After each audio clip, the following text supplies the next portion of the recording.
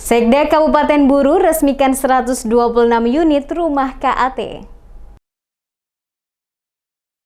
Pemerintah Kabupaten Buru meresmikan 126 unit rumah warga komunitas adat terpencil atau KAT di 3 dusun Tampai, Waikibo, dan Dusun Ngade yang berada di Kecamatan Uwailata pada Jumat 10 Maret 2022. Peresmian 126 unit rumah warga komunitas adat atau KAT dilakukan oleh Sekretaris Daerah Kabupaten Buru, M. Elias Hamid mewakili Bupati Ramli Umasugi, didampingi Asisten 1 Masri, Asisten 2 Abbas Pelu, staf ahli Pemda Kabupaten Buru Mansur Mamulati, Tamsil Chatib, serta beberapa kepala OPD di lingkup Pemda Buru. Sekda M. Elias Hamid dalam sambutannya menyampaikan apresiasi atas nama pemerintah daerah Kabupaten Buru atas terlaksananya kegiatan ini, khususnya kepada Dirjen KAT Republik Indonesia beserta seluruh komponen yang telah berhasil melaksanakan kegiatan pembangunan perumahan rumah KAT. Dikatakannya tujuan utama daripada pelaksanaan kegiatan pembangunan rumah KAT di daerah-daerah terpencil ini adalah untuk bagaimana mengentaskan kemiskinan dan memberikan kesejahteraan dan kemakmuran bagi masyarakat. Selain itu juga ia berharap dengan terlaksananya pembangunan rumah KAT